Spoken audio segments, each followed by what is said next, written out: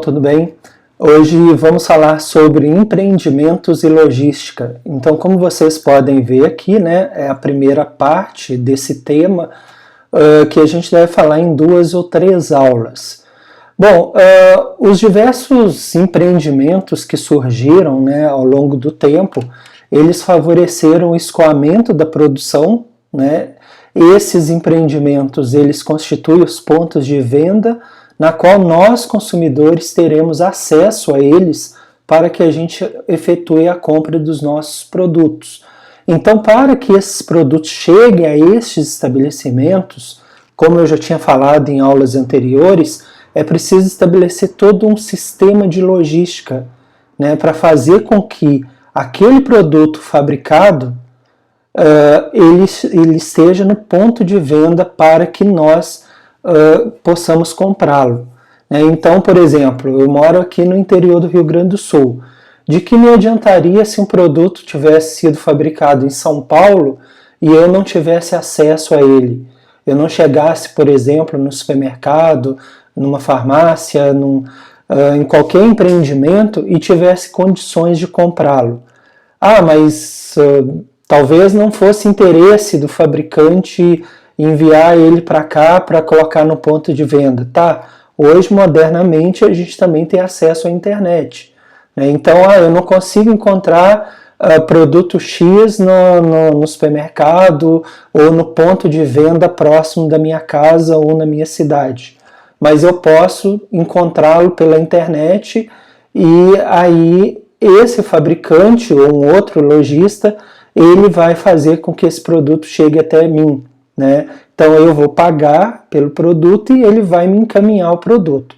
Então vejam que hoje não precisa necessariamente existir um ponto de venda físico próximo da tua casa para tu efetuar a compra do teu produto. Ele pode estar disponível pela internet. Mas em ambos os casos, né, esteja no ponto físico próximo da tua casa ou esteja pela internet, ainda assim a gente vai precisar da logística nos 2 casos. Né? Então, por isso que é importante a gente falar sobre empreendimentos e logística. Então vocês veem aqui, né, uma foto mostrando um estabelecimento antigo. Né? Provavelmente os nossos avós eles devem ter ido muito em locais parecidos com esse. Né? Aqui no Rio Grande do Sul a gente chamaria de bolicho, em Minas seria uma venda. Né? Então, com a famosa balança de pratos e outros tipos de produto. Né? Então, essa venda, o bolicho, ou qualquer outro tipo, né? Armazém, por exemplo, eles ajudaram no surgimento do supermercado. Né? Então, nessa época, ainda na época desses armazéns, geralmente ficava um balcão, o vendedor, que em alguns casos era o próprio dono, né, com a prateleira atrás. Então o cliente ele olhava os produtos e era o próprio vendedor que fazia a venda. Né? Então ele falava, olha, por que a senhora não leva isso, aquilo? Muito parecido com o que ainda são as farmácias, né? Embora as farmácias também tenham criado sistemas self-service, né? Que o próprio cliente pode pegar e o autosserviço, né, que o próprio cliente pode pegar o remédio e levar no caixa.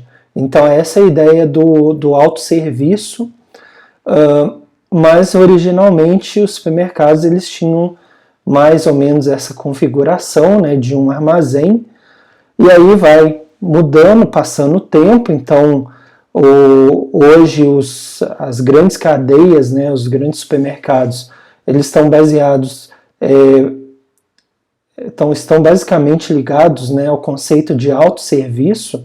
Então o autosserviço é aquele sistema na qual o próprio cliente, né, com o seu carrinho ou com a cestinha, ele vai passar nas gôndolas dos supermercados, nas prateleiras, e ele que vai fazer a compra. Veja que, diferentemente nesse caso aqui, tu tem um vendedor para prestar auxílio aos clientes. Né? No caso do supermercado moderno de hoje em dia, não há ninguém vendendo o produto. Então o produto está na prateleira e somos nós que iremos colocá-lo na nossa cestinha ou no nosso carrinho. Então, por isso que cada vez mais a concorrência entre as marcas fica acirrada.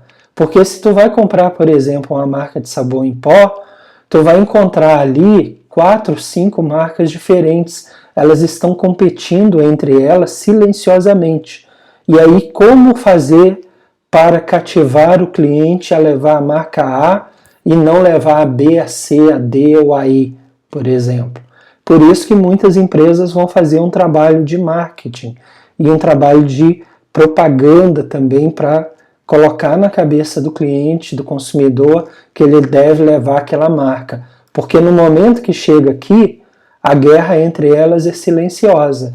É diferente do que era no passado, né? Porque no passado, se a gente tivesse essas 4 ou 5 marcas, talvez o próprio dono ele pudesse influenciar o consumidor a levar uma marca em detrimento à outra. Mas no sistema hoje que temos dos grandes supermercados, é o cliente que faz a escolha silenciosa das marcas. E aí vão surgir as diversas cadeias varejistas, né, de supermercados, lojas de departamentos, de roupas, sapatos, joias e outros tipos de produto.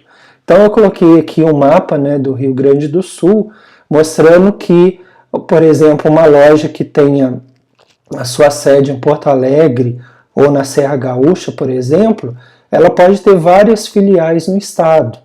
Então, qual que é a consequência disso? Ela faz uma propaganda na televisão, no rádio ou na internet, uma propaganda global para toda a rede, e ela tem que criar um sistema de logística, né? Se a minha sede é aqui, como eu vou fazer para entregar os produtos a cada um desses pontos de vendas?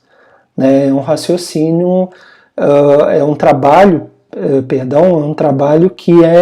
que envolve um planejamento muito grande, né, envolvendo a questão do custo, de prezar pela qualidade do produto ao chegar no destino final. Então tudo isso tem que ser pensado. Uma outra ferramenta interessante é o merchandising, né, que é uma ferramenta de marketing formada pelo conjunto de técnicas responsáveis pela informação e apresentação destacada nos pontos de venda, de tal maneira que acelere a sua rotatividade. Então a gente vê muito merchandising, muito grande, né, quando são épocas comemorativas. Então, por exemplo, no Natal, aí tu vai ter um shopping, né, todo enfeitado de Natal. Por quê? Porque quer fazer com que os clientes sejam atraídos para o shopping, para ele poder ir nas lojas que também estarão enfeitadas de Natal. As outras datas comemorativas também são muito exploradas pelo comércio, né, como Dia dos Namorados, Dia dos Pais, Dia das Mães, Dia das Crianças, né? Então são criadas essas datas para tentar criar uma atmosfera propícia para que as pessoas vá nesses locais induzidas a comprar ou para o namorado, ou namorada, ou para os pais, ou para as mães, ou para as crianças, ou Natal, ou aniversário. Então se cria isso. O merchandising também está muito ligado a essa experiência que se tenta fazer com que o cliente tenha. Então é muito comum, por exemplo, em supermercados, tu encontrar atendentes de uma determinada marca, na qual ela vai dizer, olha, a nossa marca está com uma nova linha de produtos, experimente, muitas vezes tem degustação. Aí a gente encontra também em supermercados, né, estandes desse tipo, com pessoas servindo café para ir tu experimentar aquela marca de café, né? Além dos enfeites, né, sessões que são enfeitadas com prêmios, né, 2 milhões de reais, ou aqui no caso da Havaianas, né, toda enfeitada. Essa é a ideia também do merchandising. Então, o merchandising, para vocês não se esquecerem, é uma ferramenta para informar e apresentar, né, deixar de forma destacada os produtos para ajudar a acelerar as suas vendas. Então vejam que tudo isso faz com que as pessoas comprem muitas vezes sem precisar, né? E aí volta ao nosso tema, se tu compra muita coisa sem precisar, a chance de tu descartar esses produtos, a quantidade de produtos a ser descartado tende a ser maior. Então isso vai desencadear um problema para a logística reversa, né? Também é uma oportunidade, mas não deixa de ser um problema, pelo volume de material a ser recuperado ou ser reciclado. Por isso que a gente está falando dessa parte da logística tradicional. E aí, por fim, as franquias, né? Na qual tu tem um franqueado, tipo o Boticário, né? Com a sua sede principal no Paraná, e o franqueador, né? E o franqueado, que são as lojas. Então, o franqueador, ele é dono da marca e do conceito da marca, por exemplo, o padrão da loja, né, os produtos que ele vai enviar. Então, ele tem todo o know-how do negócio e vai transferir para o franqueado. Então, existem várias outras, né, McDonald's, China Box, Localiza, Hering, Cacau Show, Pizza Hut, Fisk, CCAA, loterias. Então, esse tipo de operação permite somar as vantagens da operação especializada, os ganhos de escala das cadeias varejistas, sem, contudo, exigir aportes de capital muito elevados. Então, na verdade, o grande risco, né, fica para o franqueado, porque ele vai ter que pagar pelo treinamento, pelo uso da marca, pelos produtos padronizados do franqueador. Só que, por outro lado, ele se aproveita de todo o esquema que é feito de divulgação daquela marca.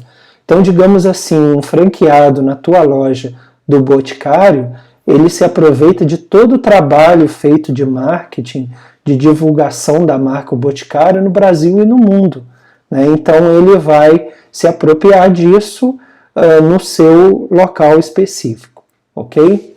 Bom, então, nessa aula a gente queria falar sobre esses aspectos, né, dos empreendimentos e da logística.